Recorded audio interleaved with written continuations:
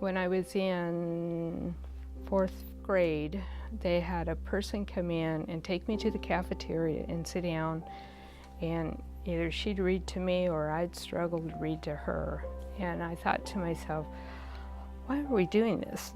I mean, as a little kid, I thought to myself, I don't want to go read with her. It's just so boring, and I'm just not getting it. I think my folks knew I had a problem because in school, 1st grade, they had their next door neighbor tried to help me with my ABCs and never could get it, never could get it. I was more interested in playing or building something.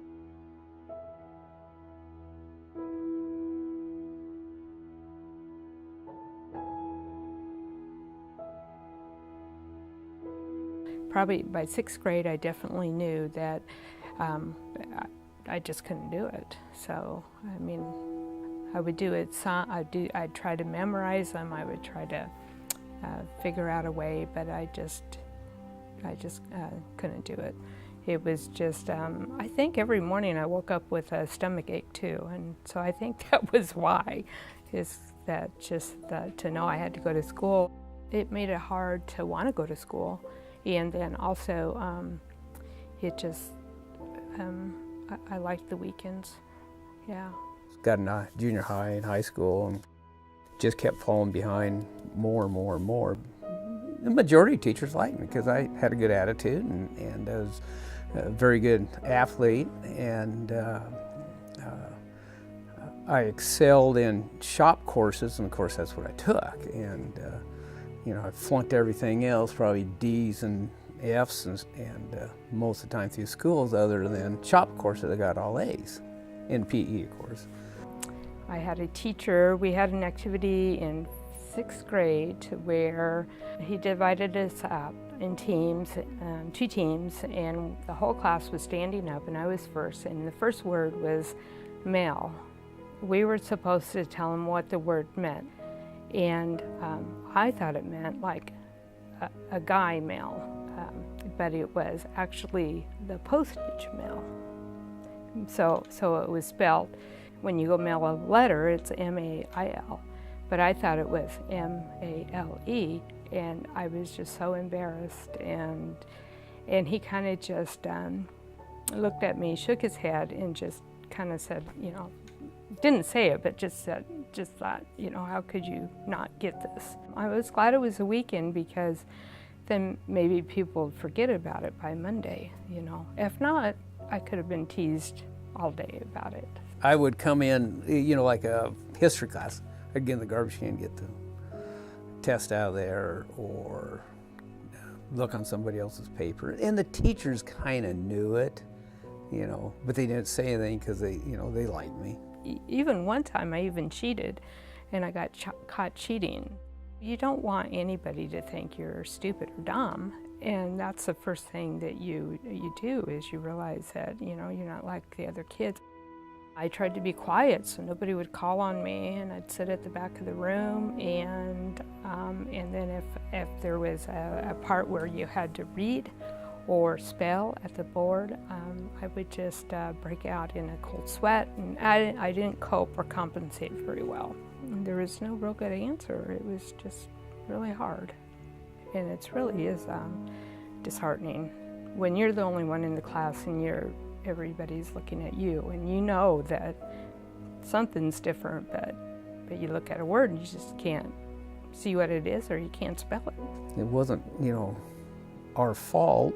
You know, we were just born that way, and we just weren't taught. You know, and I don't think the teachers knew how to deal with it.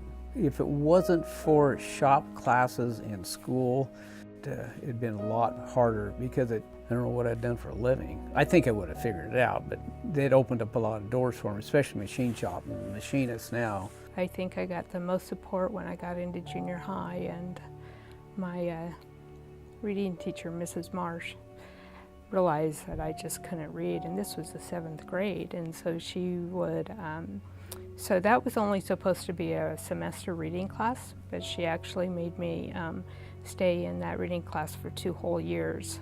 I can still see her fingers, between a long word, just trying to sound it out. And she would help me sound it out. She just cared. She just cared. And she took time with me. And she just wanted me to learn. She wanted me to learn how to read. And probably without her, I wouldn't have made it through high school. The only thing really kept me going is we just can't fail. You got to graduate, and and it's just something that there was no option. And I probably graduated at the bottom of the list if you went back and looked. There was just something in our family that made us just keep going, because we all graduated from high school, but it was definitely a struggle. I don't know how I made it. I don't know. And sometimes I even have nightmares I have to go back to high school. And that's not, I just think that's funny, but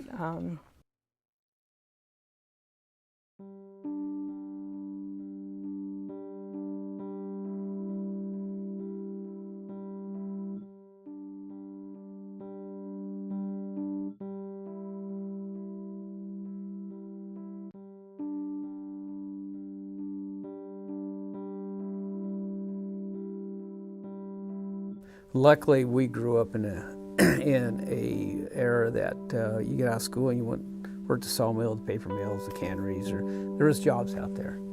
When I graduated from high school, I knew that college was an option, and the armed services wasn't an option, because I knew I could do it physically, but I knew I couldn't do it with any type of schooling. I knew I'd flunk out. The whole thing is I could have learned. It's just it wasn't in place for me to learn. So I could have went to college, or I could have joined the armed forces. Luckily, I make a living, work with my hands, but, we're working at the paper mill, and, we have safety meetings once a month, and training seminars on different equipment, but a lot of people, safety directors, they want people read these questions. Well, I didn't want to do that. So what I do, I just count how many guys and what questions, so I'd read that, and I wouldn't pay attention to what's going on at all.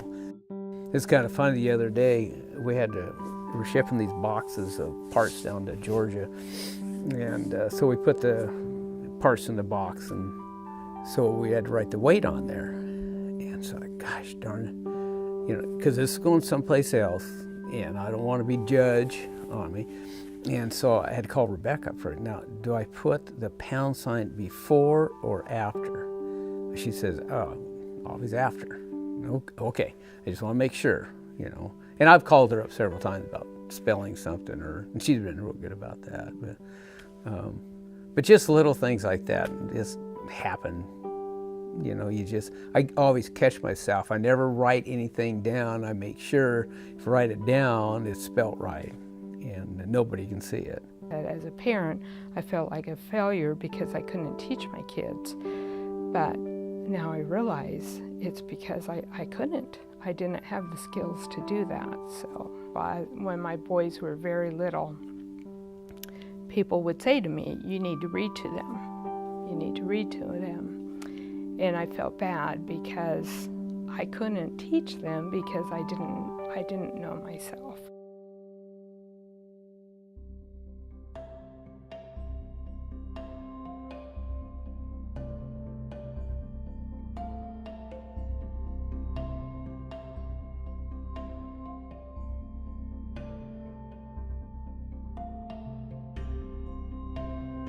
Never knew my ABCs until I was probably 28, and I couldn't say them backwards now if I had to.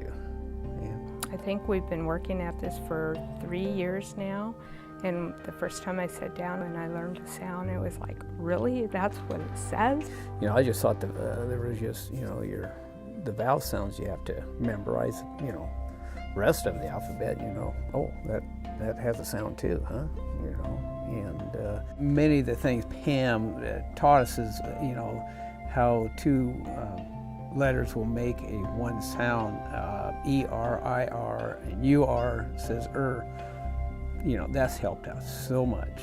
I think I was probably 52, and I was able to say, wow, that's what that means, so, and that's what it says. So it was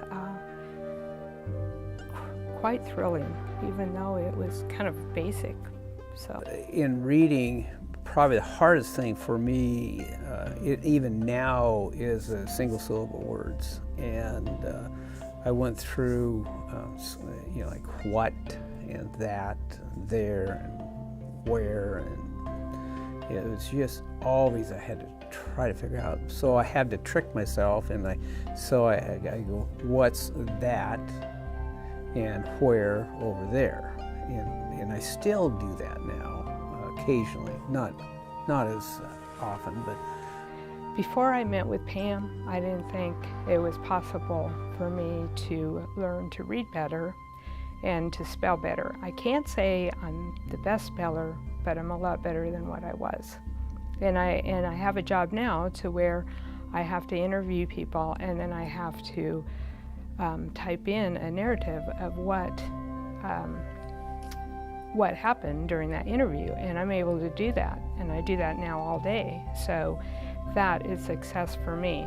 I've always, as a little kid, just, you know, loved books, and I would, I guess, pretend like I was reading. I would sit there and thumb through it and look at pictures and stuff, but I've always had a fascination with books, and I think I was probably early 50s before I read my first one, and so, you know, that was a big deal, and but I don't know how many I read now, just always reading something, you know. And I can really see where these book clubs would be very interesting, but I don't think I'm up to that level to join a book club yet. It is, you don't have to be stuck with that stigmatism all your life. You can just, you can learn. And there's programs out there now that help you learn. It's taken a long time to get over it, not have to worry about what people think, because everybody worries about what they think of you. I can talk about it now. You know, 10 years ago, I would never admit that, you know, we had a problem, and but it's a struggle, and even now, but it's a lot better.